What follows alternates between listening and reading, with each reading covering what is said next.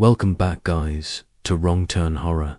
In this episode, we'll dive into 10 true terrifying trick-or-treat stories you'll never forget. Make sure to subscribe and share this video, and let us know from where you're watching. Now turn off the lights, because these stories will remind you that on Halloween night, behind every smiling mask, something might be watching you back. The air on Willow Lane always felt different on Halloween night. Maybe it was the way the wind carried the scent of decaying leaves, or how the streetlights flickered like dying fireflies above the cracked sidewalks. But for 16-year-old Eli Parker, this year's Halloween felt heavier, quieter, like the whole neighborhood was holding its breath. Eli zipped up his jacket and adjusted his plastic skeleton mask, the cheap kind you get from a dollar store. His two friends, Ryan and Maddie, trailed behind, whispering and laughing about the candy haul they'd scored from the richer side of town. Their pillowcases were stuffed, but Eli's wasn't. He'd been distracted all night, glancing toward the end of Willow Lane, where the old Harrington house stood. No one trick-or-treated there. No one even walked near it. The house had been empty for years, ever since the Harrington family vanished on Halloween night back in 1998. Some said they'd moved, others said something darker happened. But the truth was simpler. No one ever saw them again. Just gone. One day they were handing out caramel apples to neighborhood kids, and the next, their home was dark and silent. Eli had heard the stories, how the last trick-or-treater that went there heard whispering from inside before the lights went out, how the police found candy wrappers scattered across the front porch, sticky with something that wasn't caramel dot. But tonight, for some reason, he couldn't stop staring at that house. Ryan noticed. "Don't tell me you're thinking about that place again," he said, nudging Eli. "Dude, it's all boarded up. It's just an old story." Maddie pulled her witch hat down, shivering.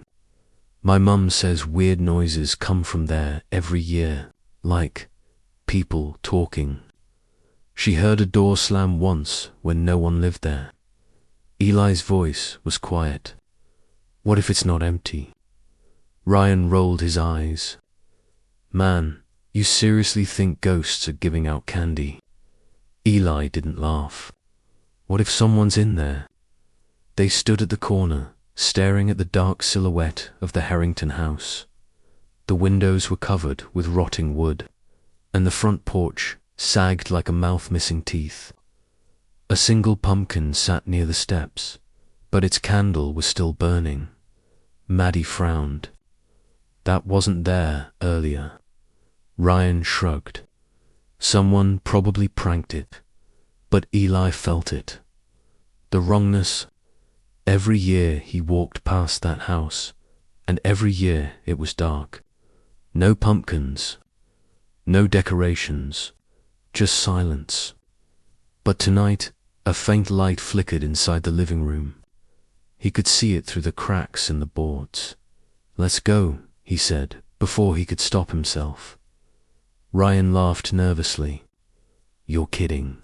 Come on," Eli said, gripping his bag tighter. "We'll just knock. If no one answers, we leave." Maddie hesitated, her voice trembling. "Eli, it's late. Everyone's gone home." But Eli was already walking. The wind picked up, swirling leaves around his shoes as the house loomed larger.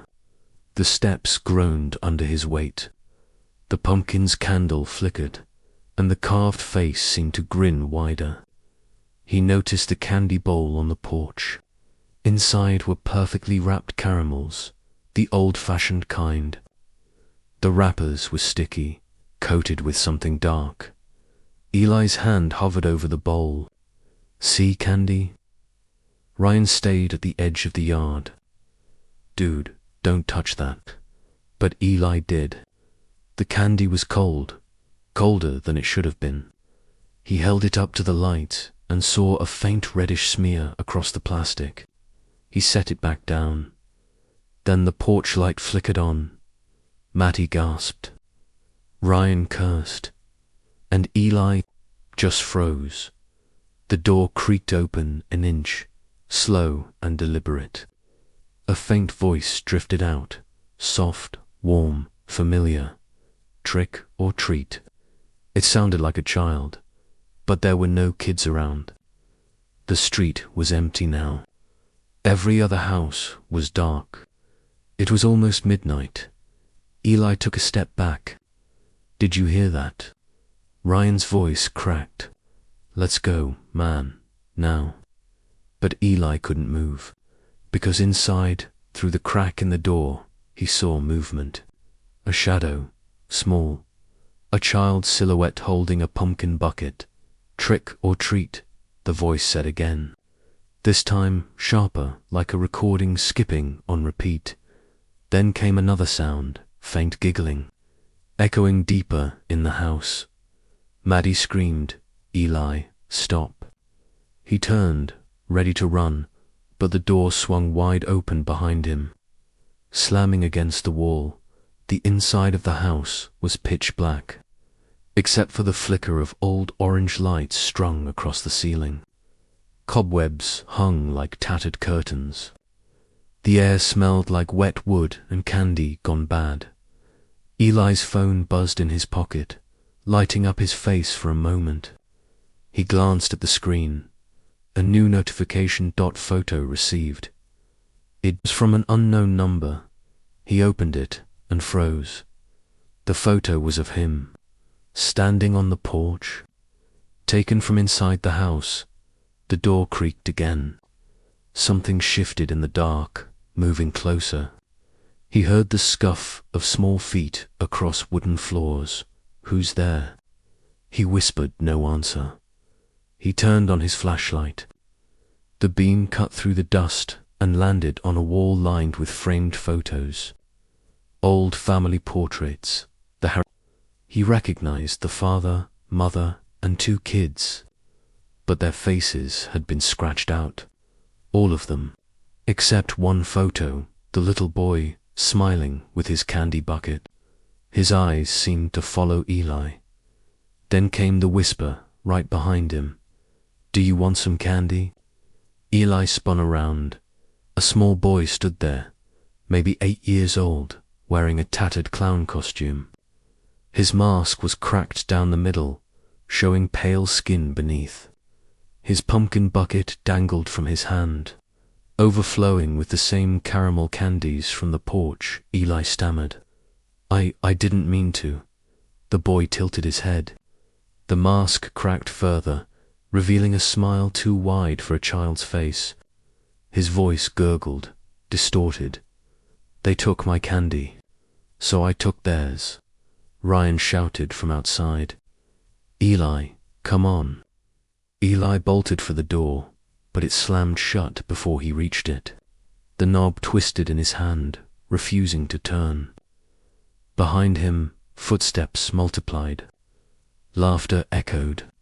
Not one voice, but several, high-pitched, childlike, coming closer from every direction.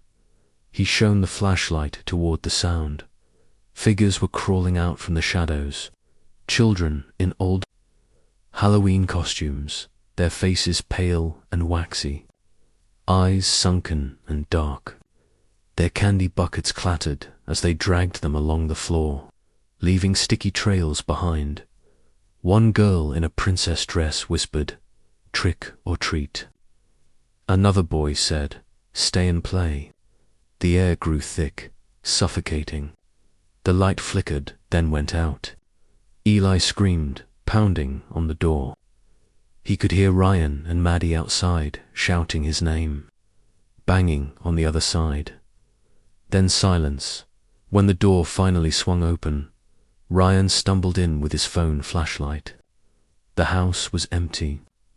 No sign of Eli, no sound, no light, just a single caramel candy sitting on the floor. He picked it up. staring at the dark smear across the wrapper. Then his phone buzzed. Photo received. He opened it.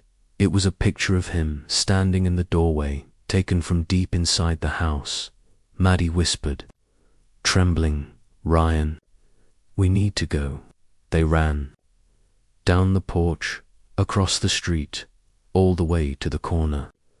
When Ryan finally turned around, the porch light had gone out again. The pumpkin's flame flickered, then died. The next morning, the police found Ryan's phone on the sidewalk outside the Harrington house.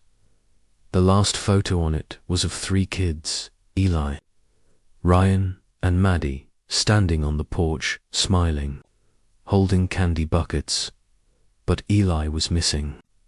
And in the photo, behind them, was a 4th child no one recognized, wearing a cracked clown mask. The house was sealed off again. The pumpkin was gone. And that night, neighbors swore they saw the porch light flicker back on Dot. Just for a moment. And if you looked close enough, through the cracks in the boarded windows, you could see the faint orange glow of a pumpkin bucket swinging slowly in the dark, and a child's voice whispering, "Trick or treat."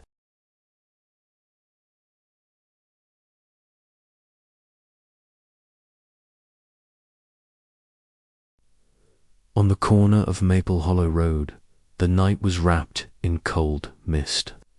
The houses stood like silent spectators beneath the faint orange glow of porch lights. It was Halloween again, the one night of the year when the quiet town of Greenville felt alive.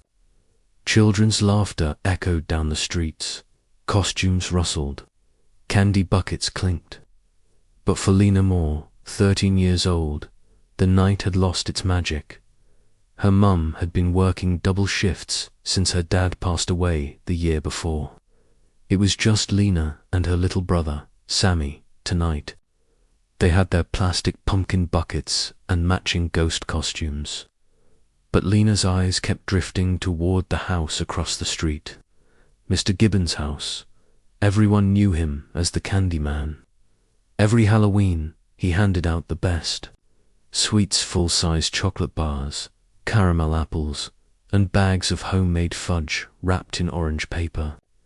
He was the reason kids came to Maple Hollow every year. But this year, his house was dark. The porch was empty. No lights, no decorations, just a faint shadow moving behind the curtain once in a while. Sammy tugged at her sleeve. "Why isn't Mr. Gibbons outside?" "I don't know," Lena said softly. "Maybe he's sick."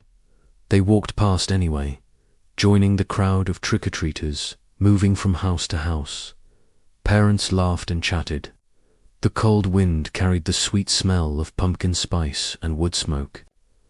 Everything looked normal except that one house. By 9:30, the crowd thinned. The streets quieted. The decorations fluttered weakly in the breeze. Lena and Sammy were almost done when they noticed something strange. A faint flicker in Mr. Gibbons' window. Then the porch light blinked on. A small orange bowl appeared on the steps. Lena frowned. That wasn't there before. Sammy smiled. Maybe he finally put candy out. She hesitated. Every instinct told her not to go near that house. But Sammy was already running across the street, his little ghost costume fluttering behind him. "Sammy, wait," she called, chasing after him. The air grew colder as she stepped onto the sidewalk. The mist thickened, rolling low along the ground. The bowl sat perfectly still, glowing faintly in the porch light. Inside were neat rows of homemade fudge, wrapped in that same orange paper everyone remembered. Dot. Lena crouched down. The candy smelled sweet, like brown sugar and cinnamon, but something underneath made her stomach turn. A sour, metallic temp. Sammy picked one up. "It's just fudge," he said with a grin. "Mr. Gibbons makes the best, don't," she whispered, too late. He'd already unwrapped it and taken a bite. For a moment, everything was quiet. Then Sammy's face twisted. "It tastes funny," he said, spitting it out. Like metal, she grabbed his arm. "We're going home." But as they turned, a voice drifted from inside the house, low, shaky, familiar. "Don't leave yet, kids." Lena froze. The front door creaked open, revealing the dim glow of candlelight. And standing there was Mr. Gibbons, or what was left of him. His frame looked thinner, his clothes hanging off him like rags. His skin was pale, his eyes sunken. But he smiled, that same kind smile they remembered. "I didn't think anyone would come this year," he said softly. "Come in. I've got plenty left." Lena stammered, "Mr. Gibbons." "We should." He stepped forward, holding a tray of fudge. The smell hit stronger now, something rotten beneath the sugar. His hand trembled. "You don't want to disappoint me, do you?" he said, smiling wider. Sammy clutched his pumpkin bucket. "Mum said we can't go into people's houses." Mr. Gibbons' expression flickered. For a moment, something hollow passed behind his eyes. Then his voice changed, quieter, heavier. "She said that, did she? Mums say a lot of things." He stepped back into the house, leaving the door open. From inside came faint whispers, the sound of a clock ticking, and something else, like faint chewing. Lena felt sick. Every nerve screamed to leave, but curiosity, that deadly thing, kept her feet rooted. "Sammy, we're leaving," she said firmly. But Sammy didn't move. He was staring at the doorway, at something behind Mr. Gibbons. "Lena," he whispered, "there's people in there." Her heart pounded. She looked and saw them, figures, dozens of them. Kids in old Halloween costumes, sitting perfectly still at a long dining table, faces hidden in shadow. The candlelight flickered across their pale hands and plastic buckets lined neatly in front of them. Mr. Gibbons turned slowly, his smile twitching. "They're waiting for dessert." The light bulb above the porch flickered once, then went out. Darkness swallowed everything. Lena grabbed Sammy and ran. She didn't stop until they were halfway down the block, breath tearing at her chest behind them. The porch light came back on, and standing at the top of the steps, Mr. Gibbons waved. In his other hand he held something, a half-eaten piece of fudge, dripping red. They got home breathless, slamming the door shut. Their mum wasn't home yet. The house felt empty and too quiet. Lena locked every window and turned off the lights. She told herself it was just some sick joke, that her mind had twisted the shadows. But then Sammy started coughing. He leaned over, clutching his stomach. "It hurts," he groaned. She ran to him. "What's wrong?" He opened his hand. In his palm was a tiny orange candy wrapper, wet and sticky. Something moved under his skin, just below the surface, crawling like tiny worms. Lena screamed, dragging him toward the bathroom. He gagged, his small body trembling. She tried to help him, but his eyes rolled back. Something dark spilled from his mouth, thick, syrupy, and sweet-smelling. She turned on the sink, sobbing, but the water came out brown. It smelled like sugar and rot. A whisper echoed from the kitchen. "Don't waste it." She turned. Mr. Gibbons was standing in the hallway, his head tilted, smiling through cracked lips. "It's the secret ingredient," he said softly. "Never let good candy go to waste." Lena screamed again and slammed the bathroom door shut. She dragged Sammy to the corner, shaking him.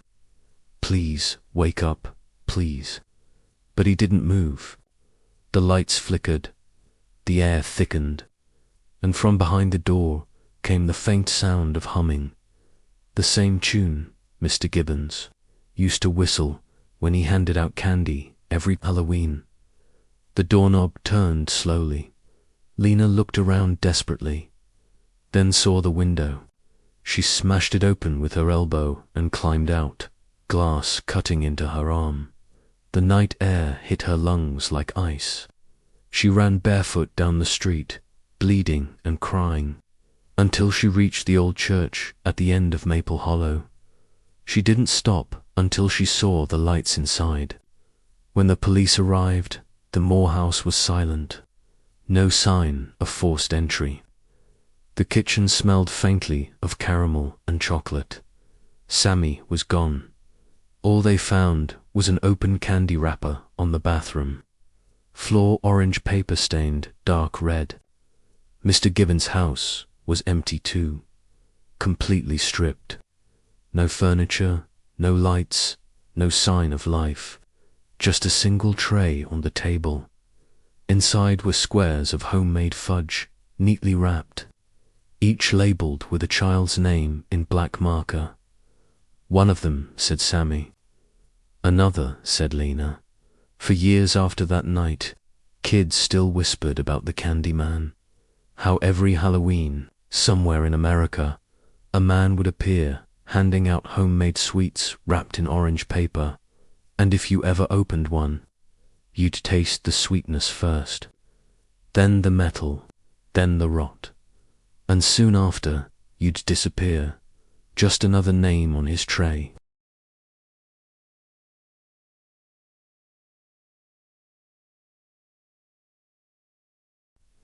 The wind moved through Birch Street like a whisper that carried secrets. Halloween night was nearly over, and most kids had already gone home, their laughter fading into the distance. Porch lights dimmed, decorations sagged, and the smell of pumpkin and cold air clung to the neighborhood, like smoke after a fire. But one porch light still burned at the very end of the road, hidden behind overgrown hedges and a rusted mailbox. Stood 119 Birch Street, the house everyone avoided. The paint peeled away in long strips, the shutters hung crooked, and the windows reflected nothing but darkness. The older kids called it the Rourke House. They said old Mr. Rourke used to hand out homemade caramel apples until one Halloween. A kid bit into one and found a razor blade inside. Rourke vanished soon after. The cops never proved anything, but the house sat empty for decades. Yet every Halloween, just after 10, the porch light flicked on. And if anyone dared knock, they said the door opened by itself. 15-year-old Ben Foster didn't believe ghost stories. He believed in proof, and a $20 dare from his best friend, Kyle McNeil, was all the proof he needed. "You're not going to do it," Kyle said, his breath clouding in the cold night. Ben grinned, the vampire fangs in his mouth glinting beneath the streetlight. "Watch me." They stood at the edge of the Rourke property, candy bags slung over their shoulders. Behind them, the rest of the neighborhood glowed with orange and purple lights, but here the darkness swallowed everything. The air smelled like wet leaves and rust. Kyle rubbed his arms. "Man, I swear, my cousin tried this when he was like 10. Said he heard someone breathing behind the door. He ran all the way home crying." Ben laughed. "Yeah, well, I'm not your cousin." He stepped onto the sidewalk. The sound of crunching leaves followed each step like a warning. The closer he got, the quieter everything became. No wind, no voices, no crickets. Only the creak of the old wooden gate as he pushed it open. The porch light flickered once, buzzing like a dying moth. For a second, Ben thought he saw a shadow move. Behind the curtain inside, just a faint ripple of motion. But when he blinked, it was gone. He looked back. Kyle had stayed near the curb, chewing his lip. "If you die, I'm keeping your candy," he called, trying to sound brave. Ben smirked and stepped onto the porch. The boards sagged beneath his weight. The smell of old wood and mildew was strong now, and then he saw it, a small jack-o'-lantern, still burning, its grin warped and uneven. Melted wax dripped down like tears. He crouched, the orange light flickering across his mask. The candle was new, fresh. Someone had been here recently. The door creaked slightly open, just an inch, then straightened slowly. "Hello." The house answered with silence. Then came a voice, faint, shaky, like wind through broken glass. "Trick or treat?" He froze. "Kyle?" No answer. The voice came again, a little closer this time. "Trick or treat?" Ben's heart started pounding. He took a cautious step toward the door. "Hello, is someone in there?" The door opened another few inches with a low moan. A sliver of darkness stared back. The air coming from inside was cold enough to sting his throat. Then a hand appeared. It slid out from the darkness, thin, pale, and trembling, holding a small metal bowl filled with red-wrapped candies. Ben's breath caught. "Take one," the voice whispered. He hesitated. "No, I'm good." The hand jerked forward sharply. "Take one." The sudden movement made him jump. His hand shook as he reached out and grabbed the nearest piece. His fingers brushed against the skin of that hand. It was ice-cold and rough, like the surface of stone. The second his fingers closed around the candy, the hand retreated into the shadows, and the door slammed shut with a crack that echoed down the empty street. The porch light flickered twice, then steadied. Ben stood there, heart hammering, staring at the door. He looked down at the candy, plain red wrapper, no brand. There was something dark smeared across it. He turned it over in his palm. The smudge glistened in the light. It wasn't chocolate. He backed away slowly, then broke into a run. Kyle was waiting halfway down the street. "Dude, what the hell was that noise?" Ben gasped, holding out the candy. "Someone's in there. Some old guy. He made me take this." Kyle frowned. "That house has been empty forever." I saw his hand. They stared at each other, the weight of the moment settling between them. Then Kyle tried to laugh it off. Maybe it was a squatter or something. "Relax." Ben pocketed the candy. "Fine, I got your proof. You owe me 20. They walked back home, but Ben couldn't shake the feeling that something had followed them. The sound of leaves crunching behind them stopped every time they did. That night, Ben couldn't sleep. His room felt smaller, the shadows thicker.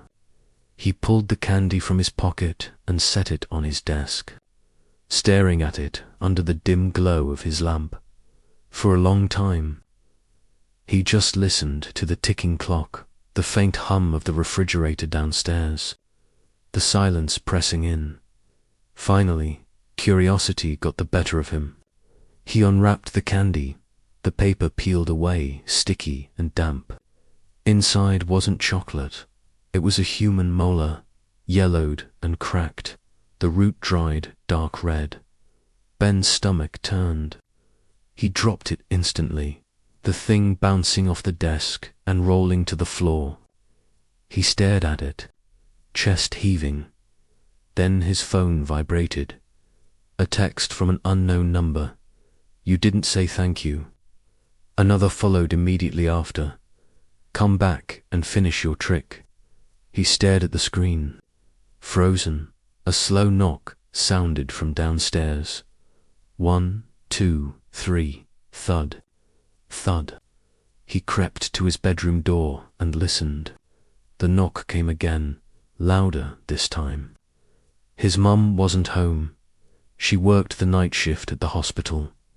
He swallowed hard. "Kyle," he whispered. No answer. Another message buzzed. "Open the door." Ben's chest tightened. He backed toward the window, heart thudding in his ears. But before he could move, his bedroom door handle began to turn slowly, deliberately. He stumbled back, grabbing the baseball bat from beside his dresser. The door creaked open an inch. "Who's there?" he said, his voice trembling. Nothing. Then, from the crack, something slid across the floor. The same red candy wrapper. He bolted. He threw open the window and climbed out onto the roof. The cold night air hit his face as he scrambled down the trellis and landed hard on the grass. He didn't look back. He ran straight to Kyle's house. Kyle answered the door, groggy eyes half closed. "Ben, dude, it's almost 2 in the morning." Ben pushed past him. "You gotta help me. Someone's in my house." Kyle blinked. "Call the cops." Ben shook his head, breathing hard. "You don't get it. It's from the Rourke place. The candy." It wasn't candy, man. He held up the molar in a tissue. Kyle's expression twisted in disgust. "What that's human." Ben nodded, trembling. "And I think he's coming for me." Before Kyle could respond, something slammed against the front door, hard enough to rattle the hinges. They both froze. The pounding came again. Then a voice muffled, deep, distorted. "Trick or treat." Kyle whispered, "Tell me that's a joke." Ben shook his head. The porch light outside flickered. The knocking turned to scratching, long, slow drags across the wood. Kyle grabbed his phone. "I'm calling 911, but the line was dead. Static hissed through the speaker. The house went dark. From the window, faint orange light seeped through the fog, the glow of a single jack-o'-lantern sitting on the porch. Ben felt his knees weaken. That's his pumpkin. The scratching stopped. For a moment, everything was silent. Then, from the back of the house, glass shattered. They turned toward the sound just as the kitchen light flickered on, revealing muddy footprints on the tile floor. Ben whispered, "We need to get out." They crept toward the front door. But when Ben reached for the knob, it was cold, too cold. Frost had formed along the metal. He turned. Standing in the hallway was a figure, tall, gaunt, wearing a long black coat. Its face was pale and stretched, eyes sunken deep into dark sockets. In one hand, it held the metal bowl of red-wrapped candies in the other. A long, rusted knife. Ben couldn't move. The figure smiled. Its teeth were small, human, yellow, like the candy in his pocket. It spoke softly, voice rasping like dry leaves.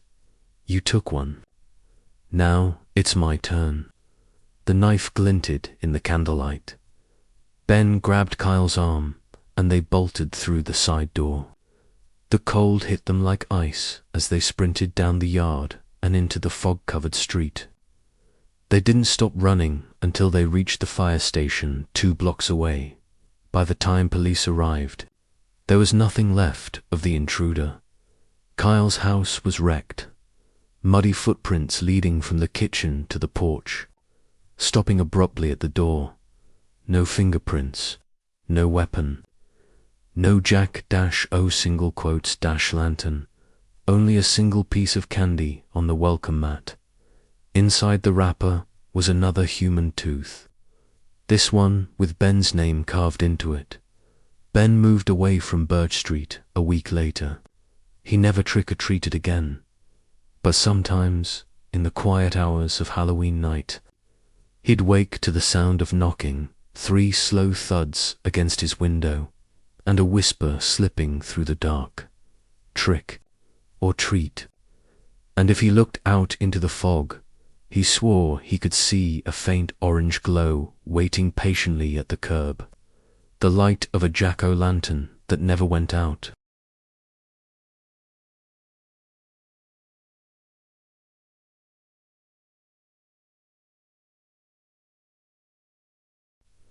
The wind carried the faint sound of laughter through Sycamore Lane, but it didn't sound happy.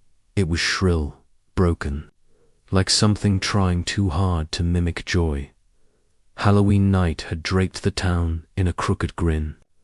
Paper ghosts swung from porches, jack-o'-lanterns flickered on cracked steps, and children in plastic masks darted between the pools of orange light. It should have felt alive, festive, but for some reason, this year felt different. Even the air seemed heavier. For Emily Rowe, Halloween had always been her favorite night. At 17, she was almost too old for trick-or-treating, but her little brother Sammy, barely 8, still loved it. She'd promised to take him one last time before he grew up and stopped believing in the magic. "Come on, Em," Sammy shouted, his skeleton costume glowing faintly in the dark. "We still haven't done Sycamore." Emily adjusted her hoodie and followed, her flashlight cutting through the fog rolling down the street. Sycamore Lane was quieter than the others. No music, no decorations, no laughter. Just a few dim porch lights flickering weakly like dying candles. "I don't think anyone's home here," she muttered. Sammy ignored her, running ahead. "But look, that one still has candy." At the end of the lane stood an old farmhouse with peeling white paint and a collapsed barn behind it.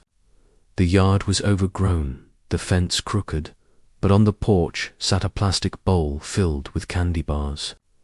Above it hung a sign written in red marker, "Take one, he's watching." Emily frowned. "Creepy." Sammy giggled. "It's probably just a joke." She scanned the yard. The wind rattled the dry corn stalks left from last year's harvest. A single scarecrow stood near the fence line, tall, thin, its face a burlap sack with button eyes and a wide-stitched grin. It leaned slightly forward as if watching them.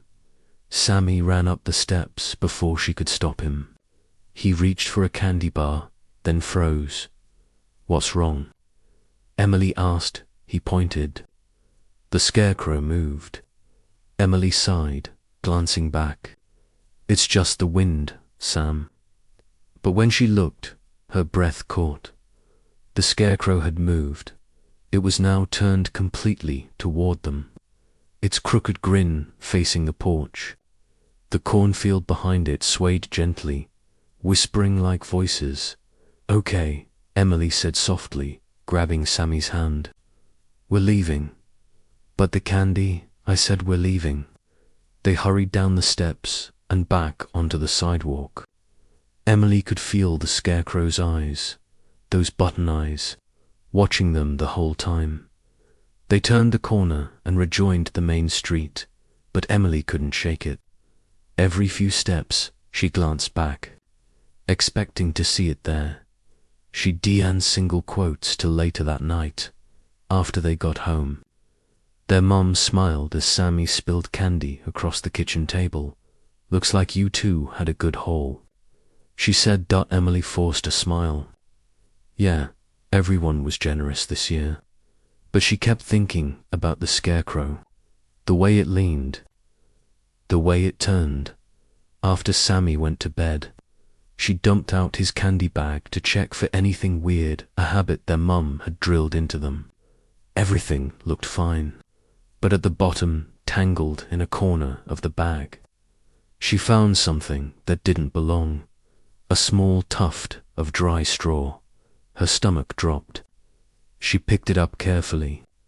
The smell was foul, like rot and soil. She threw it in the trash and went to bed, trying to convince herself it was nothing. Sometime after midnight, she woke up to a faint sound. Tap, tap, tap. She sat up, blinking. The sound came from outside her window, rhythmic, patient. She reached for her phone. Las 12:47 alto M.N. Came a whisper. Emily. Her heart stopped. She turned slowly toward the window. Through the thin curtains, she saw a faint silhouette, tall, UNMOVING. She pulled the curtain aside, just an inch dot. Standing on the edge of the yard was the scarecrow, its head tilted slightly to one side. In the dim light, she could see its burlap face twisted, the stitches stretched wide as if it were grinning even harder. One of its button eyes dangled by a thread. She stumbled back, her throat tight. It's just a prank, she told herself. Someone's messing around. She grabbed her phone to call the police, but when she looked back at the window, the scarecrow was gone. She waited. Minutes passed. Nothing. Finally, she lay back down, heart still racing. Sleep came in broken pieces. The next morning, the yard was empty. No footprints, no straw, no sign of anything. But in the soft mud beneath her window, she saw 3 small candy wrappers pressed into the dirt, the same kind from that farmhouse porch. She showed them to her mum, who laughed it off. Someone's trying to scare you, honey. It's Halloween. Probably some neighborhood kid.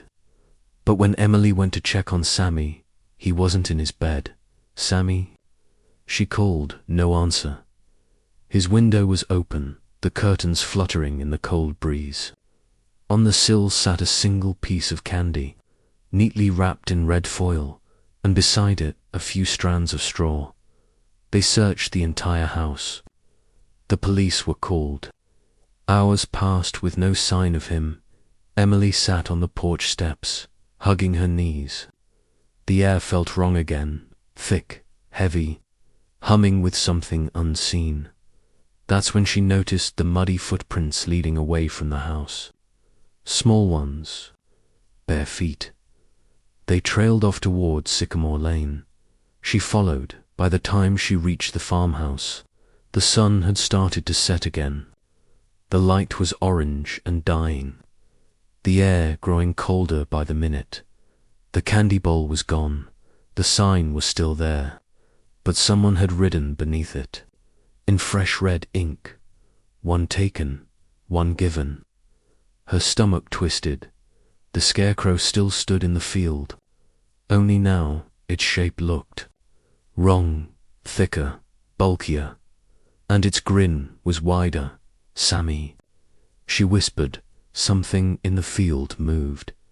She stepped closer, the dry corn stalks brushing against her jeans. Sammy, it's me. Please, come out. The air smelled like damp soil and something coppery. The scarecrow's head turned toward her slow. Deliberate, she froze. Its burlap sack was fresh. New stitching ran across the seams, but the thread was sloppy, rushed. The mouth was stitched in uneven X's, and the button eyes had been replaced. One of them was brown, the same brown as Sammy's. Emily screamed and stumbled backward, tripping over the uneven ground. Her hand hit something cold, a small shoe, half buried in the dirt. That's when she saw it. Behind the scarecrow, sticking out of the ground like a gravestone, was a wooden board with writing carved into it. Thank you for the trade. She ran until her lungs burned. The police searched the field again that night, but found nothing. No scarecrow, no body, no candy bowl, only a patch of freshly turned soil where the scarecrow had stood. They told her it was just a story, that maybe Sammy wandered off, got lost, that grief can make people see things that aren't there. But Emily knew what she saw. A week later, she came home to find a package on the porch. No return address. Inside was a small bundle wrapped in burlap. Her hands shook as she untied the string. Inside was a straw doll, crudely made, with button eyes, one brown, one black, and a smile sewn too wide. Pinned to its chest was a candy wrapper. "Take one, he's watching." That night, she dreamed of the cornfield. The wind moved like breath, and from the shadows, hundreds of scarecrows swayed together, their heads turning in unison. Each one whispered in the same childlike voice, "Trick or treat, trick or treat, trade for keep." When she woke, the window was open again. On the sill sat another piece of candy, and beside it a small footprint made of straw. Now, every Halloween, Emily leaves a bowl of candy on her porch with a simple note, "Take one, please," because she knows what happens if you don't. Every year, without fail, the bowl is empty by midnight, and in the distance, down the dark stretch of Sycamore Lane, a single scarecrow always appears, grinning, watching, waiting for the next trade.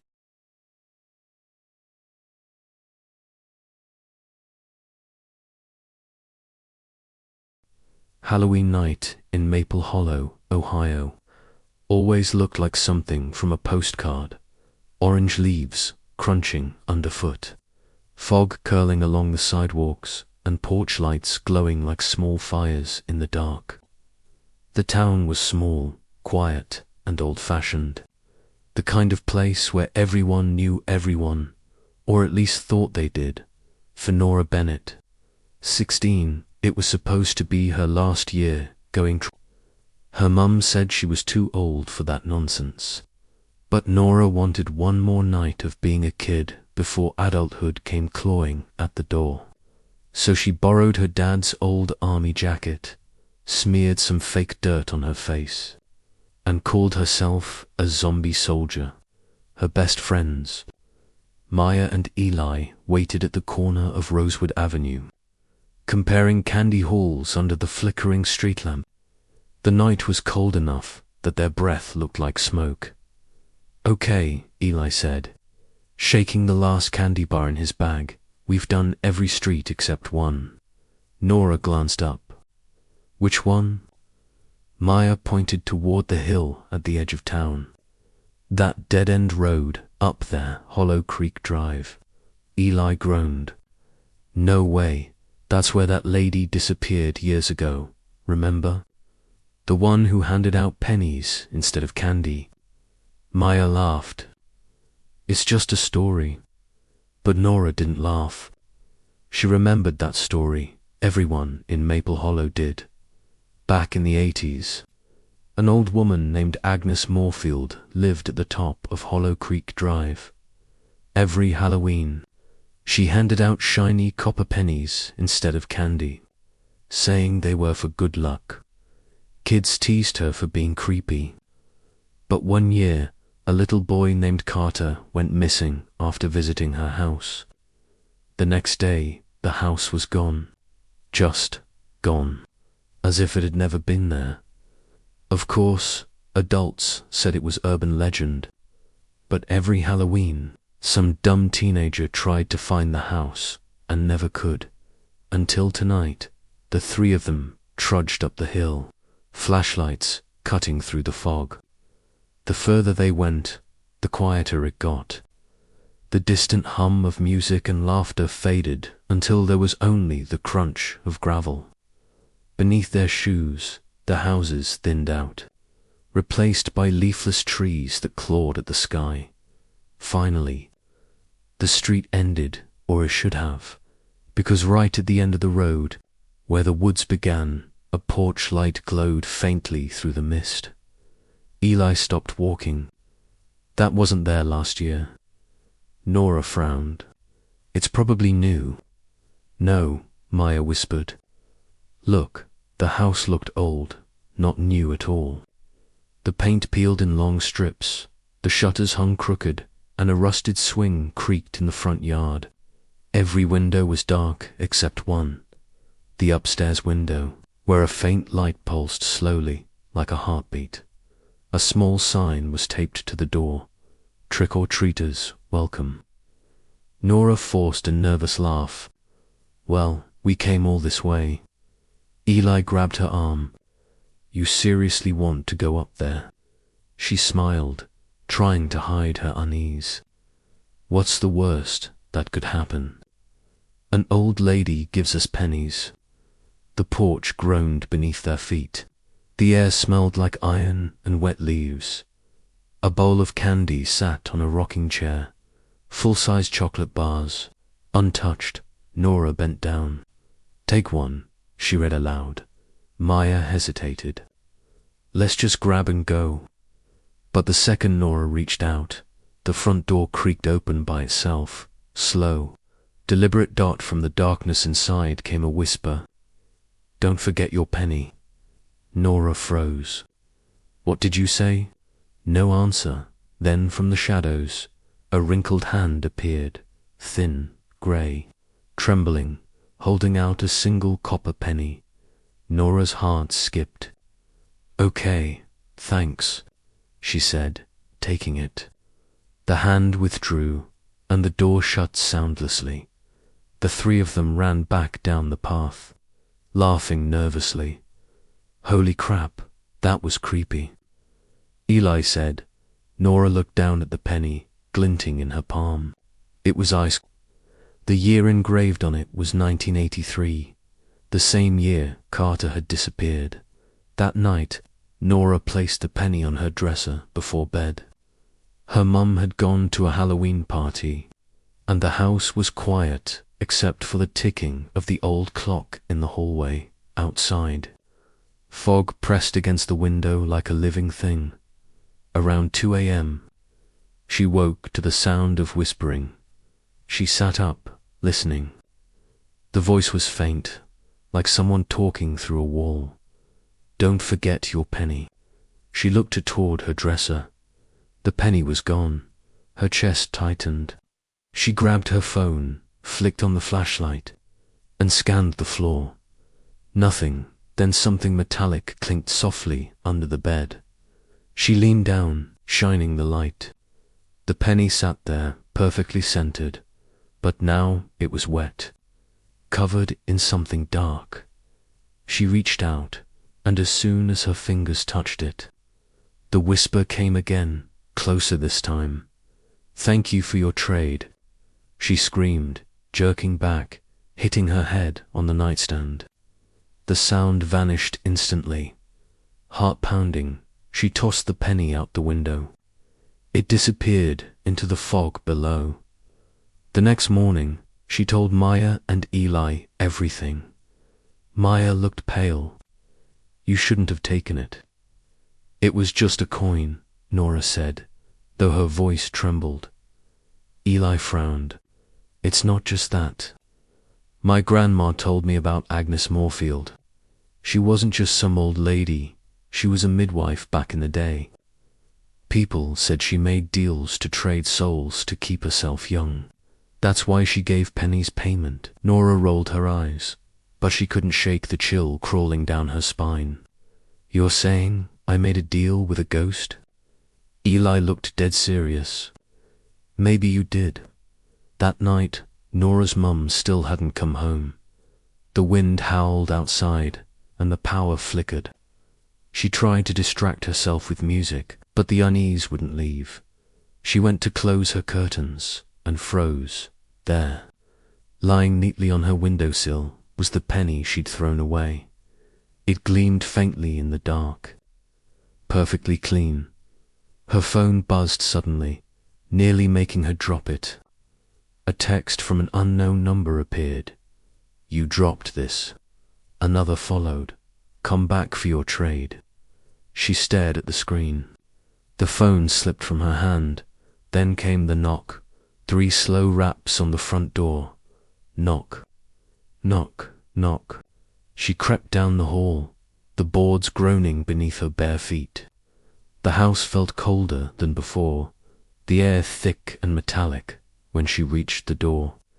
She peered through the PEEP HOL. No one was there, only the fog, but on the porch sat a small bowl. Inside it, more pennies, dozens of them, each one engraved with the year 1983. She slammed the door shut and ran to her room, locking herself inside, but the knocking followed, this time from her closet. The door creaked open slowly. Inside stood a woman, pale skin, white hair, eyes black as ash. Her smile was wrong, too wide, the corners of her mouth cracked and bleeding. In one hand, she held a handful of pennies. In the other, a small, rotting candy bar. "Trick," the woman whispered, "or treat." Nora couldn't move. The woman reached out, pressing the candy into Nora's trembling hand. It melted instantly, turning to thick, black sludge that dripped between her fingers. The woman's voice dropped to a rasp. "You took my penny. Now I take yours." Her hand closed around Nora's wrist, freezing it to the bone. Nora screamed as the room warped, the wallpaper peeling, the floorboards darkening, the air filling with dust and rot. For a moment, she wasn't in her bedroom anymore. She was standing in that same old farmhouse from Hollow Creek Drive. Only now, it was alive, candles burning low, walls breathing softly, floor pulsing like flesh, and in the corner stood a small boy. He turned slowly. His eyes were empty, hollow. His voice came out like wind through a grave. "Don't forget your penny." Then everything went black. When Nora's mom came home the next morning, the house was silent. Nora's bedroom door was wide open. The curtains fluttered in the breeze. On the floor sat a single copper penny. Gleaming in the sunlight, the year read 2025. The police searched for her for months, but she was never found. Eventually, the story faded until the next Halloween, when a new house appeared at the end of Hollow Creek Drive. Fresh paint, clean windows, porch light glowing warmly, a bowl of candy on the step, and taped to the door a note: "Trick-or-treaters welcome." Inside the bowl, beneath the candy, lay a single penny. The year was 2025.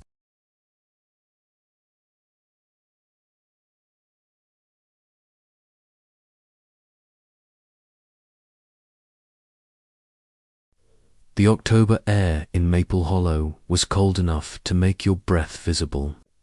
Porch lights flickered across the neighborhood, each one signaling the same message: "We're open for trick-or-treaters."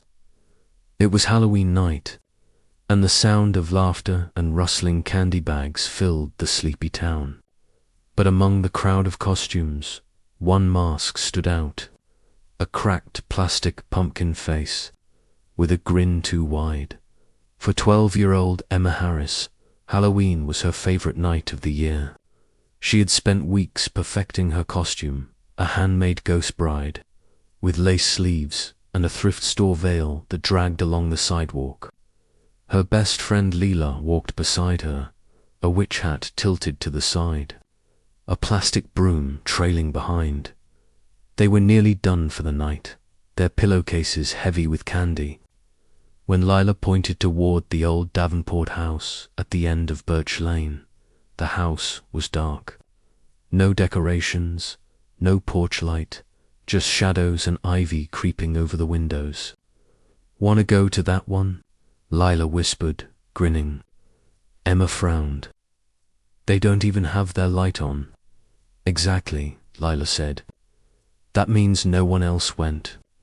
More candy for us." Emma hesitated. The house had always been empty since the Davenports moved away years ago. But as they stood there, they saw something move in the window. A faint flicker, like someone carrying a candle. "Fine," Emma said. "Just one knock." They walked up the overgrown path, weeds brushing their ankles. The wooden steps creaked as they climbed onto the porch. The door loomed ahead, chipped green paint, a mail slot half hanging off. Emma took a deep breath and knocked. Knock, knock, knock, knock. At first, there was nothing. Just the sound of wind sweeping through the trees. Then footsteps. Slow, deliberate. A lock clicked. The door opened just enough for a hand to slip through. It was small, the hand of a child, wearing a torn black sleeve. In the other hand was a basket filled with candy. "Trick or treat," Lila said, with a shaky laugh, playing along. The small figure didn't speak. Instead, it tilted its head to the side, and that's when Emma saw the mask. A pumpkin face, orange plastic, one side cracked down the middle. The eyes behind it were completely black. Emma swallowed. "Ah, nice mask," she murmured. The figure dropped a few candies into her bag, the motion slow and mechanical. Then it pointed toward the street. They turned to leave, but when Emma glanced back, the door was wide open now. The boy in the pumpkin mask was standing in the middle of the hallway, watching them. That was enough. They ran all the way to the next block, laughing nervously once they stopped. "What the hell was that?" Lila gasped. "Probably just some kid messing with us," Emma said, though her voice trembled. When they got home, Emma dumped her candy out on the floor. Everything looked normal, except for one thing. At the bottom of her bag was a small wooden toy, a carved pumpkin face, almost identical to the mask the boy had worn. She frowned. "Did you get one of these?" Lila shook her head. The toy felt cold, colder than it should have been. She set it on her dresser and forgot about it. That night, the dreams started. Emma woke up around 2 a.m. to the faint sound of someone whispering.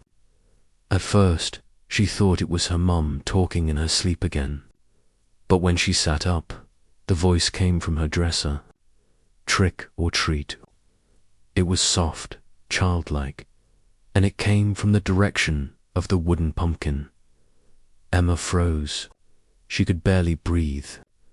The pumpkin's carved mouth seemed wider than before, stretching into a smile that wasn't there earlier. She threw her blanket over her head, trying to convince herself it wasn't real. Eventually, she fell asleep in the morning. The wooden toy was gone. She searched everywhere, under the bed, behind the dresser, in her candy bag, nothing. But as she looked in the mirror, she noticed something strange. A smear of orange paint on her cheek. She told Lila about it at school. Lila laughed it off, saying maybe her little brother was playing a prank. But that night, Lila called her, whispering in terror, "Emma, I think he came to my house." Emma sat up in bed. "Who, the boy?" With a pumpkin mask, Lila's voice cracked. "He was standing outside my window. I swear to God, Emma, just staring. When I blinked, he was gone." Emma didn't sleep that night. Every sound made her jump. The wind against the window, the creak of her floorboards. It all felt alive. The next morning, her mum told her Lila didn't show up for school. Her parents thought she ran away, but Emma knew better. Halloween decorations still hung on the houses, skeletons swaying, jack-o'-lanterns rotting on porches. That night, as Emma walked home alone from the store, she passed the Davenport house again. The light was on inside. She stood at the gate, frozen. Then she saw him, the boy with the cracked pumpkin mask, standing in the window, holding something small. A toy, her toy. Against every instinct, Emma stepped closer.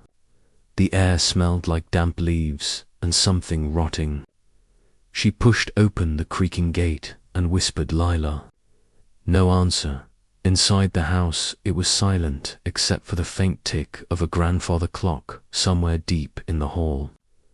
The air was thick, heavy with dust. She followed the sound to the living room. There, sitting in a circle, were children, maybe 6 of them, all wearing masks, ghosts, vampires, skeletons, and in the center, the boy with the pumpkin mask. He tilted his head as she entered. Then, one by one, the others turned to face her. Their masks were cracked, their clothes old-fashioned, like something from the 1960s. Emma's heart pounded. "Where's Leela?" she whispered. The boy didn't answer. Instead, he held out the small wooden toy. When she looked closer, she saw it wasn't the same. This one had 2 faces. Her face and Leela's. Emma stumbled back. "What do you want?" The boy raised his hand and pointed to his mask. Then to her. Suddenly, the other children began whispering in unison. "Trick or treat. Trick or treat. Trick or treat." Their voices layered, echoing through the room until it sounded like hundreds of them. Emma turned to run, but the front door was gone. In its place was a wall. The windows were bricked up. The room was closing in, the walls warping, shifting. The children stood now, circling her. The boy stepped closer, lifting his mask slowly. Underneath wasn't a face. It was hollow. Just darkness, moving. Emma screamed, but no sound came out. The boy reached toward her and placed the wooden toy in her hand. She woke up the next morning in her bed. It was daylight. Birds were singing outside. For a second, she thought it had been a nightmare. Then she saw her reflection. Her face was smeared with orange paint again, and on her dresser sat the wooden pumpkin, smiling, only now. There were 3 faces carved into it, Emma's, and one she didn't recognize. That night, her parents said she wasn't in her bed when they came to wake her for school. The window was open, her candy bag still on the floor. The neighbors said they saw her walking toward Birch Lane, holding hands with another child, wearing a pumpkin mask, and every Halloween since then. Children in Maple Hollow whisper about a house where masked kids hand out candy without speaking. If you knock on the door and one of them drops a wooden toy into your bag, you better hope it doesn't have your face on it.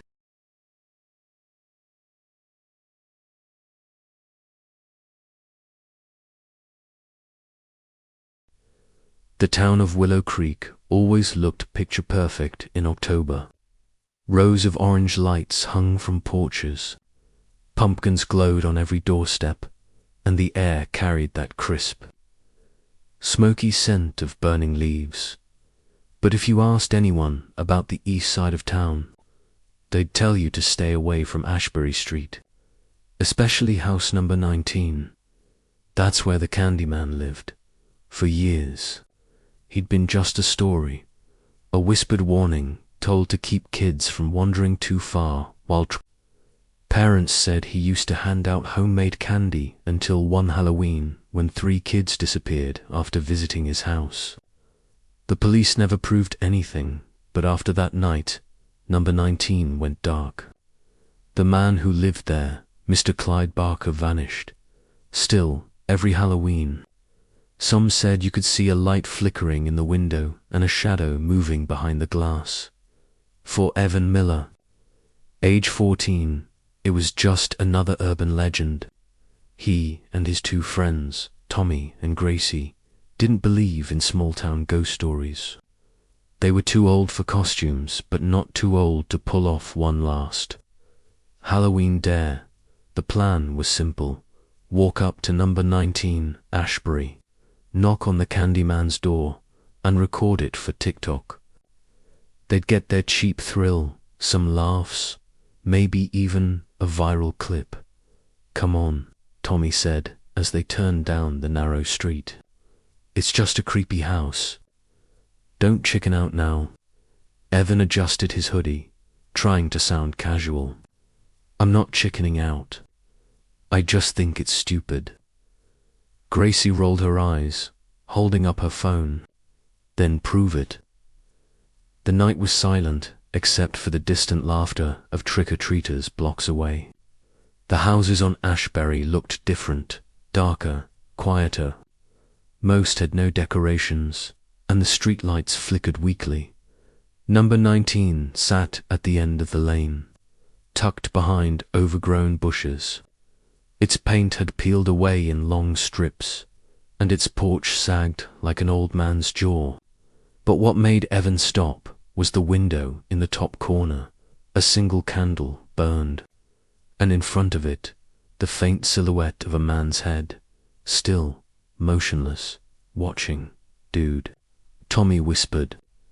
He's home. Gracie laughed nervously. It's probably just a squatter. Come on. They crept up the walkway, crunching leaves underfoot. Evan's stomach churned, part adrenaline, part dread. He raised his phone to film as they reached the porch. The door was painted red once, now faded and chipped to grey. He hesitated, glancing back at the window. The shadow was gone. Tommy smirked. Do it. Evan swallowed hard and knocked. Knock, knock, knock, knock, knock, knock. Nothing. He started to turn away when something clinked on the porch, a small glass jar rolling to a stop by his shoe. Gracie crouched down and picked it up. Inside were wrapped candies, red and white striped, like peppermint. The label on the lid was handwritten. Sweet treats for good kids. Okay. That's creepy, Tommy said. Evan frowned. It's just old candy. He probably left it years ago. Then why's it warm? Gracie whispered. Evan touched the jar. She was right. The glass felt almost hot suddenly. A sound came from inside the house. Footsteps, slow, dragging. The doorknob turned once, twice, but didn't open. Then a man's voice, low and rasping. Did you come for candy? Gracie froze. Holy SH. Before they could move, the door creaked open an inch. The smell that came out made Evan gag, a mix of burnt sugar and something metallic. Through the gap, he saw a man's face, pale, bloated, eyes watery and unfocused. He smiled, showing yellow teeth. You're just in time, he whispered. The batch is still warm. Tommy pulled Evan's arm. Let's go, man. They bolted off the porch, sprinting down the street, laughing in disbelief. But when they reached the corner, Gracie stopped. Where's the video? She checked her phone. The footage was gone. The entire recording of their visit had vanished. The app just froze and shut down. Evan laughed shakily. Maybe that's a sign to stop. Tommy grinned. No way, we're going back tomorrow. In daylight, but daylight didn't make it better. When they returned the next afternoon, the house looked even worse. The candle in the window was still burning, but the jar they'd found was gone. Evan dared to peek inside through a broken window. The air smelled like spoiled sugar and vinegar. On the table near the door sat dozens of jars, all filled with candy. Each one had a label. Gracie, Tommy, Evan. He stumbled back, heart hammering. He knows our names. Tommy tried to laugh, but couldn't. Gracie's eyes filled with tears. How? We didn't tell him. They left without another word. That night, Evan couldn't sleep. The wind rattled the windows, and every time he closed his eyes, he saw that bloated face smiling behind the door. At 2:13 a.m., his phone buzzed. A text from an unknown number. Do you like the candy? He stared at it, shaking. Then another message came. Come back. There's more for you. He threw his phone across the room. Moments later, he heard it ping again, a new notification. It was a picture, 3 glass jars, each labeled with their names. And inside, floating in syrupy red liquid, were teeth. Evan screamed. His parents ran into the room, demanding to know what happened. But when he showed them his phone, the messages were gone. Every single one. The next morning, Tommy didn't show up for school. His mum said he hadn't come home after practice the night before. Gracie wouldn't answer her texts. Evan's panic grew. He biked straight to Ashbury Street. When he got there, number 19 looked almost alive. The windows weren't dusty anymore. The porch was clean. The candle glowed brighter dot, and sitting neatly on the steps, 3 jars. His name was on the middle one. Inside wasn't candy this time. It was a piece of fabric from Tommy's hoodie. Evan grabbed the jar, shaking it. Where are they? He shouted from behind the door. That same rasping voice answered. They came for candy, and now they stay for candy. The door creaked open slowly. The smell hit him again, thick, sweet rot. Inside, the kitchen was filled with glass jars lining every shelf. Hundreds of them. He stumbled closer, covering his nose. The jars weren't filled with candy. They were filled with body parts. Eyes, tongues, fingers preserved in thick syrup that shimmered under the candlelight. At the far end of the room, the candy man stood over a boiling pot, humming. His face looked like wax melting off bone. You shouldn't have come back, he said, his voice calm. You kids never do. Evan turned to run, but the floor beneath him was sticky. He looked down. Candy syrup clung to his shoes like glue. The man approached, holding a candy cane knife. You know what makes them so sweet? He whispered. Fear. The fear makes the sugar cling to their bones. Evan fought to move, but the syrup hardened. His legs wouldn't lift. The candy man reached for him, and then a voice screamed from behind. Gracie, she'd come back for him. She slammed a jar into the man's face, shattering it. The liquid burned like acid. He screamed, his skin bubbling. Run. She yelled. They tore through the house, syrup splashing under their feet. The front door burst open, and they ran into the night. Behind them, the house caught fire, the flames turning the jars into glowing lanterns. They didn't stop until they reached Main Street. The police searched for days. The fire had reduced number 19 to ashes, but among the rubble they found no bones. No remains, only hundreds of melted glass jars fused together. Gracie and Evan never spoke about it again. They transferred schools, moved states. But every year, on Halloween night, Evan still gets a text at 2:13 a.m., the same message. Do you like the candy? And sometimes, if he's brave enough to look out his window, he sees a faint light flickering in the woods. A single candle, burning behind a cracked pane of glass.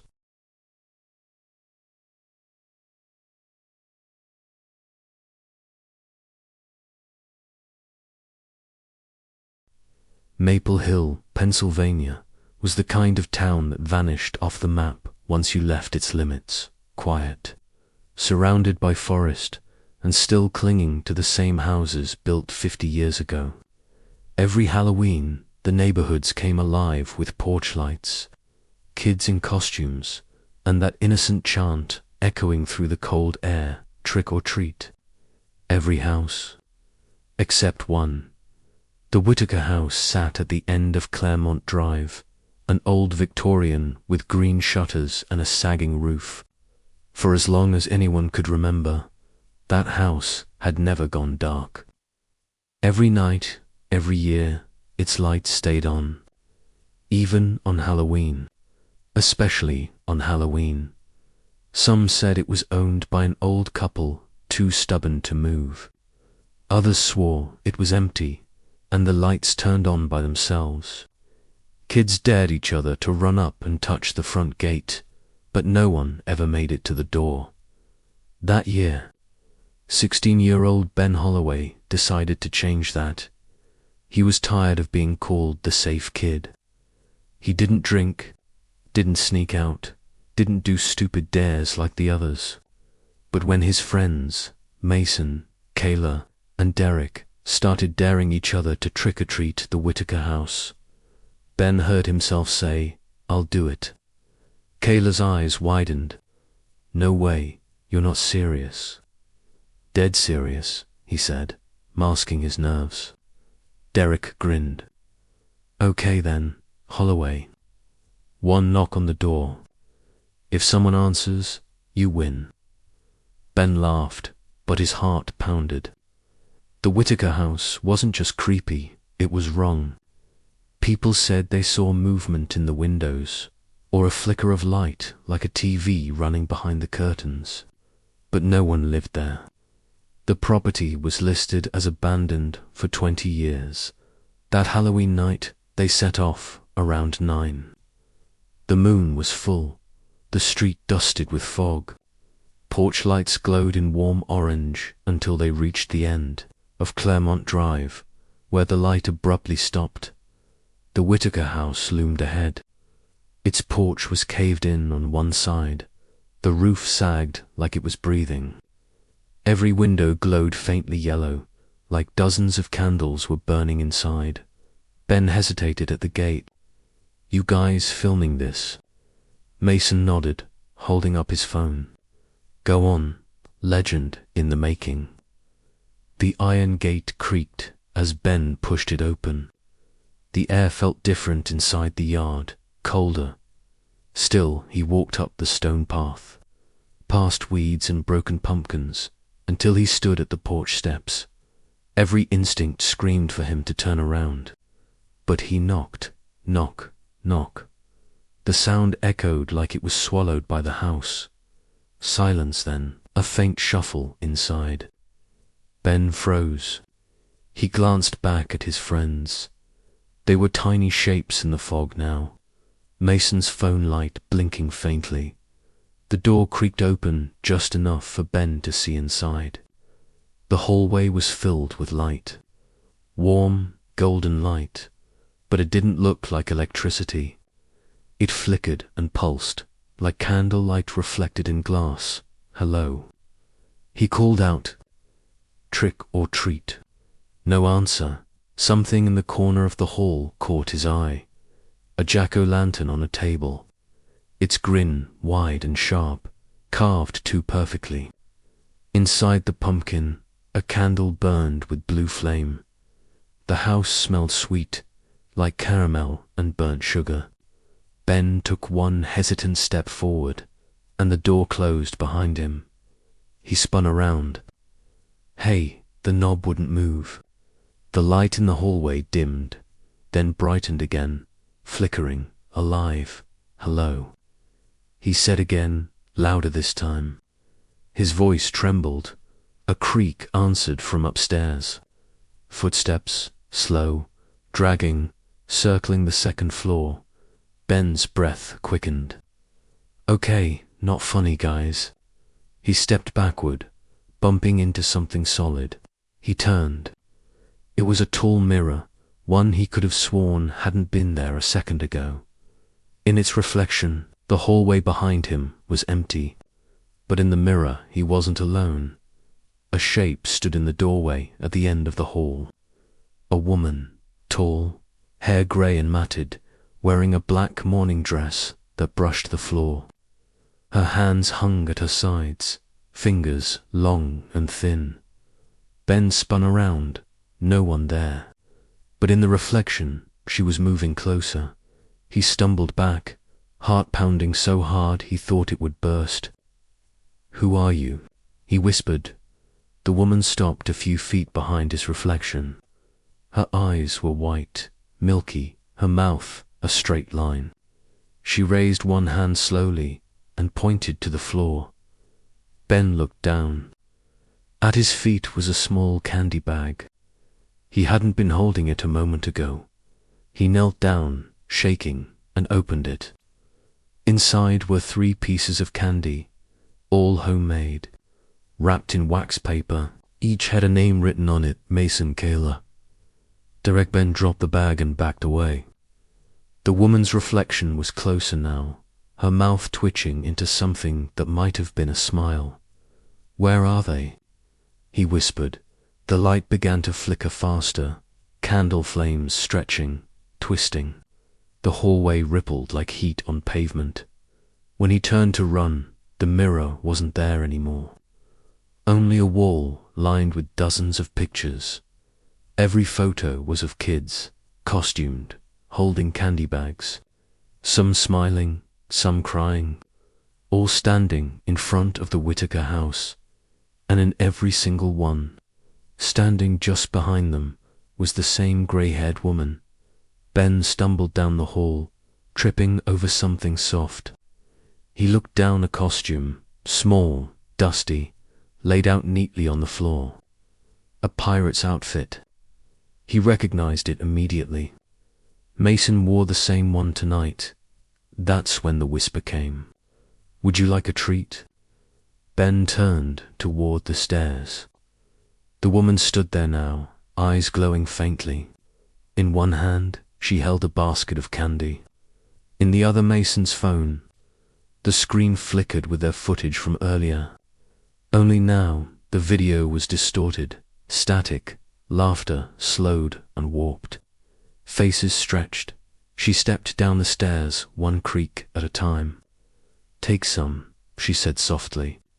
Her voice didn't sound human. "You knocked, after all." Ben bolted for the back of the house. The kitchen door was unlocked. He burst outside into the fog, gasping, tripping over a root. The lights behind him glowed brighter, pulsing like a heartbeat. When he finally looked back, the house windows weren't yellow anymore. They were red. He ran until the streetlights reappeared, but his friends were gone. Their candy bags lay in the grass. One was torn open, empty. The wrappers scattered like dry leaves. He grabbed Mason's bag, shaking. Inside was a single piece of candy, the wax paper marked in neat handwriting, Ben.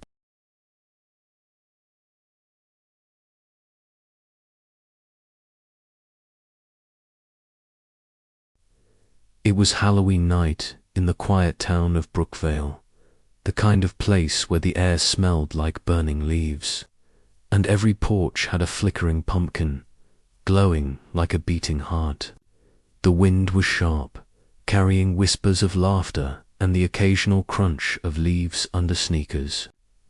Kids swarmed the streets, their plastic buckets clattering with candy, their costumes illuminated by streetlights that hummed faintly in the cool October dark.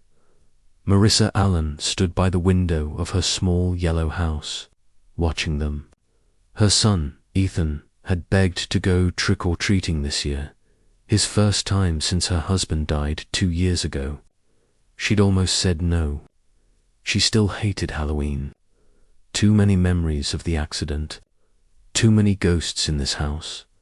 But Ethan had pleaded, his little voice trembling with excitement. "Please, Mum, just for a little while. Everyone's going," so she'd said yes, reluctantly. Now, Ethan was out there with his best friend, Connor, both dressed as classic monsters, Connor as a vampire, Ethan as a skeleton. She'd watched them walk down the block with their flashlights, giggling, promising to stay together. At first, everything seemed fine, but around 8:30 p.m., as Marissa sipped her tea and stared at the candlelight dancing across the window pane, she saw something strange. A tall figure stood at the edge of her yard. The streetlight flickered once, twice, and then she saw him clearly. He wore a pumpkin mask. Not the cheap plastic kind, but something that looked real, carved from an actual pumpkin, its jagged smile glowing from the inside. The mask was uneven, wet, and dripping down one side, as though it was freshly carved. The figure didn't move, didn't speak. He just stood there, the faint light from the street glinting off the carving knife in his gloved hand. Marissa's breath caught. "Ethan," she whispered, her hand shaking. But no, the figure was too tall, too still. She pulled the curtains shut and told herself it was probably some teenager playing a prank. Maybe one of those kids who thought scaring parents was funny. But even as she turned off the living room lights, she couldn't shake the feeling that someone was still watching the house at 9:15. Her phone buzzed. Connor's mom. "Hey, is Ethan still with you?" Marissa froze. "What do you mean?" She typed back. The reply came fast. "Connor just got home. He said Ethan wanted to go to one more house. The one with the big scarecrow and all the pumpkins. On Willow Lane." Marissa felt her stomach drop. That house, the old McCready place, had been abandoned for years. No one lived there. The power had been cut off after the owner passed away in 2019. She grabbed her coat, her flashlight, and ran out the door. The night felt colder now. The sound of laughter had faded, replaced by the rustle of trees and the hollow whistle of wind through empty yards. She passed houses that once glowed with orange light but were now dark, their candy bowls empty, their decorations sagging like forgotten memories. When she reached Willow Lane, she saw it, the McCready house. Its porch sagged like a crooked smile, and dozens of pumpkins lined the steps. Some were freshly carved, others rotting, leaking black liquid down the wood. Their grins were wide and mocking, candle flames twitching behind their teeth. Marissa hesitated, her flashlight trembling in her hand. "Ethan," she called out. Her voice echoed, soft and uncertain. Something moved near the porch. She swung the beam of light toward it and saw a small shape standing near the door. It was Ethan's skeleton costume. Her heart leaped until she realized something was wrong. The costume was empty. It hung limply from a nail on the porch post, like a scarecrow made of her son's clothes. The mask lay on the ground beside it, cracked open, and then, from behind her, she heard the faint shuffle of footsteps, slow, deliberate. Coming closer, she turned around, heart pounding, and the beam of her flashlight caught the pumpkin mask again. The same glowing grin, the same dripping edges. The man stood only a few yards away now. "Where's my son?" she demanded, her voice breaking. The figure tilted his head, the candlelight inside his mask flickering as if it breathed. Then he whispered, in a voice that didn't sound human, low, echoing, wet, "Trick, ... or ... treat." Marissa stepped back. "Please, where is he?" The figure lifted his knife and pointed toward the porch. Her light flicked back to the doorway. There was something there now. A small pumpkin placed perfectly in the middle of the top step. It hadn't been there a moment ago. Marissa's throat went dry. Against every instinct screaming inside her, she climbed the steps. The wood creaked beneath her feet. When she reached the pumpkin, she saw it wasn't carved like the others. It was sealed shut, smooth and untouched. But something about it pulsed, faintly, like it was alive. And then she heard it. A muffled sound, a whimper, coming from inside the pumpkin. Asterisk, Marissa's scream caught in her throat. She dropped the flashlight and stumbled backward, but her hand brushed against something wet. She looked down.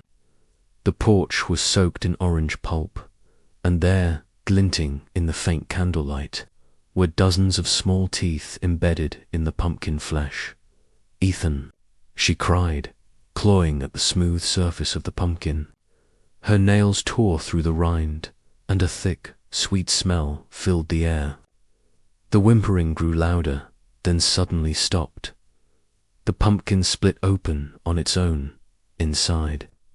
Wasn't Ethan, not entirely. There was his mask, his flashlight, and a small hand, tiny fingers, pale and motionless, half embedded in the orange pulp as though the fruit had grown around him. Marissa staggered backward, gasping, her mind breaking under the horror. And then she heard a voice, not from the pumpkin, but from behind her. "Don't cry," the voice said. She turned. The man in the pumpkin mask was gone. In his place stood a small boy. His clothes were old-fashioned, suspenders, a white shirt stained orange. His face was covered by the same carved pumpkin mask. He tilted his head. "He said he wanted more candy," the boy whispered. "He said he wanted to be one of us." Marissa's vision swam. One of ... who? The boy raised his hand, and around them, the other pumpkins on the porch began to glow brighter. Faces emerged from the light. Dozens of children, their voices whispering from inside the flickering lanterns. "Trick or treat. Trick or treat. Trick or treat." Marissa turned and ran, tripping down the steps, sprinting into the dark street, but every house she passed was dark. Every pumpkin lit with the same crooked smile, and in each glowing face, she thought she saw her son's eyes staring back at her. When the police arrived the next morning, they found Marissa's car still parked in front of her house. The front door hung open, and her flashlight lay broken on the floor. There was no sign of her or Ethan. Only one thing stood on the porch: a single pumpkin, freshly carved, still warm inside. The carving was neat, a mother holding her child's hand, both smiling, and beneath it, written carefully into the wood with something sharp, were the words, "He wanted to be one of us."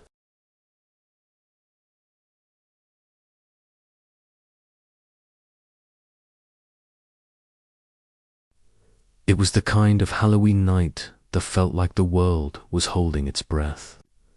The streets of Willowbrook were nearly empty now, just a few stray trick-or-treaters heading home, their bags of candy heavy, their flashlights fading. The moon hung low and full, casting silver light across the old part of town where the trees grew too close and the houses leaned forward like they were listening. At the end of Ashmere Drive stood a house that everyone avoided. It had been abandoned for years, a tall, narrow Victorian with black shutters and a porch that sagged like a tired sigh. The kids in town called it the waiting house because every Halloween, someone said they saw a light in the attic window, like it was waiting for someone to come back. Tonight, Daniel Ross didn't believe any of that. He was 17, dressed in a half-hearted scarecrow costume, and walking with his girlfriend Lydia and two friends, Caleb and Jenna. They'd been joking about urban legends all night, trying to one-up each other with dares and ghost stories. When they reached the edge of Ashmere Drive, Daniel stopped. "That's it," he said, pointing to the hulking silhouette at the end of the road. Jenna laughed nervously. "No way, that place is condemned."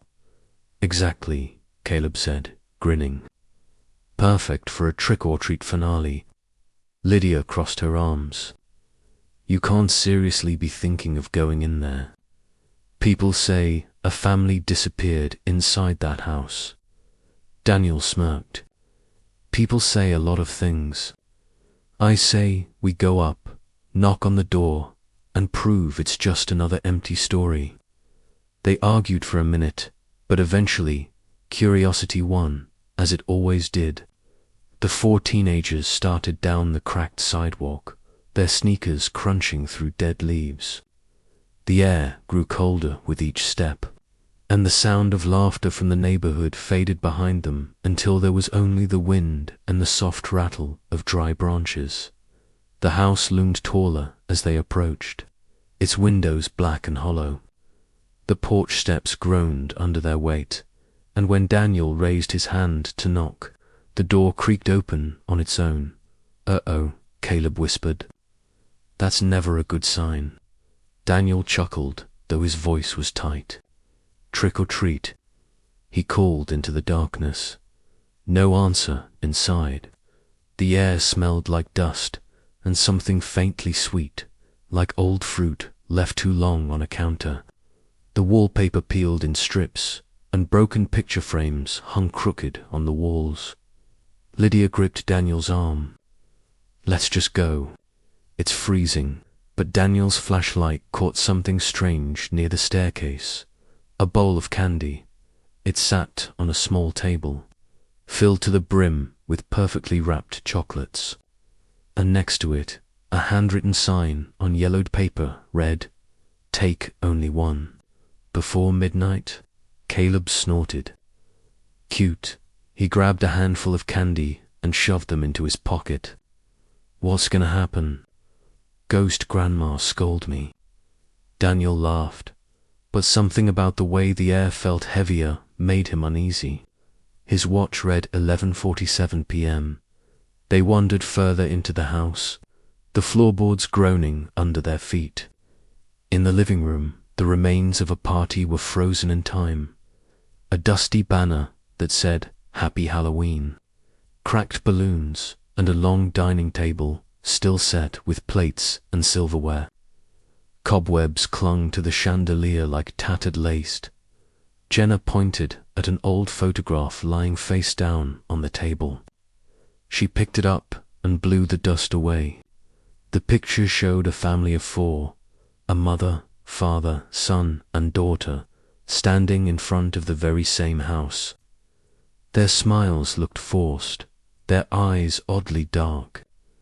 Someone had scribbled over their faces with red crayon, except the daughter's. "Creepy," Jenna muttered. Then the clock somewhere deep inside the house began to chime. Once, twice, each note echoing through the halls like it was crawling up from underground. Daniel checked his watch. 11:59. "Let's go," Lydia whispered. "Please." But Caleb was laughing again, unwrapping one of the chocolates he'd taken. "Relax, it's just candy." The final chime struck midnight, and then the house breathed, the air shifted, a deep exhale that made the curtains stir, though the windows were sealed shut. The chandelier swayed, the tableware clinked softly, and a low hum began somewhere upstairs, like a lullaby played backward. Jenna dropped the photo, her eyes wide. "Did you hear that?" Caleb's smirk faltered. "Okay." "That's weird." Then came the whisper, faint, childlike, echoing down the stairwell. "Trick or treat." Asterisk, the words floated through the dark, soft and drawn out, almost playful. Lydia backed toward the door, but it had swung shut behind them, sealing with a heavy click. Daniel's flashlight flickered. "Who's there?" He called, "Trick or treat." The voice was closer now, coming from the upstairs landing. Caleb pointed his light up the staircase and froze. A little girl stood there. Her skin was greyish, her hair matted, and she wore an old-fashioned Halloween dress with lace cuffs. In one hand she held a small candy pail shaped like a pumpkin. In the other, a piece of chocolate. "Take only one," she said softly, tilting her head. Caleb's voice cracked. "Look, I didn't mean to." The girl's face twisted, the skin stretching like wax melting under heat. Her mouth opened far too wide, and the candy in her hand turned black, oozing between her fingers, the air filled with the stench of burnt sugar. Jenna screamed, grabbing Lydia's hand as the floor beneath them shifted, groaning like the house itself was waking up. Daniel reached for the door again, but the wood under his hand pulsed, warm and beating like flesh. The walls began to move, the wallpaper peeling in shapes that looked like faces pushing from beneath the surface, mouths opening, whispering the same words again and again. Trick or treat, trick or treat, trick or treat. The chandelier crashed to the floor, shattering glass everywhere. The candy bowl tipped, spilling chocolates that melted into red liquid on the floorboards. Daniel shouted, "Run!" They bolted for the back of the house, but the hallway seemed to stretch endlessly, door after door appearing where there hadn't been any. Behind each one, something moved, small feet, whispers, laughter. Caleb turned one knob and was swallowed by the dark beyond it. His scream was short and wet, cut off mid-breath. Lydia sobbed, clinging to Daniel as they stumbled into the kitchen.